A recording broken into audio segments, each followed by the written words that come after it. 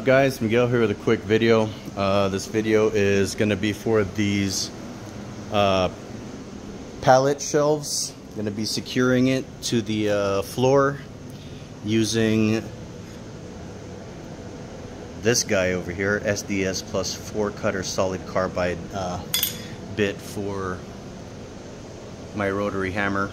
I'm going to be securing it with a 1/2-inch Dewalt impact wrench, and then using the cord cleaner for a dust-free application. So pretty much I'm just gonna turn on the vacuum. I'm gonna take this guy that's already set to be able to go straight down on the thing, and then I'm just gonna push down.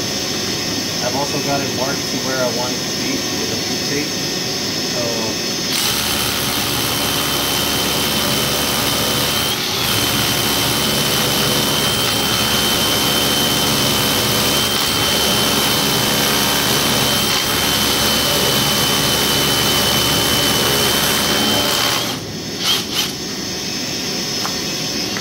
that guy over there, take the dust, and this guy will actually fit down.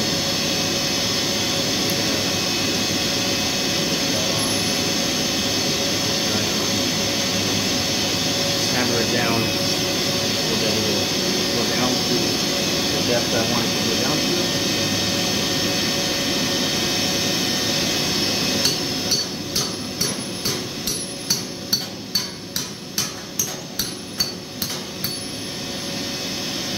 Take my impact and tighten it down.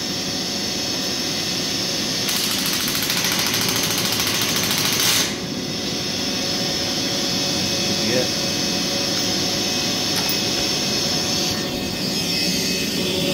What the end product is, and I hope this video was helpful. Rotary hammer, 1/2-inch impact, 4-inch cutter, and a vacuum to do this type of pallet shelf.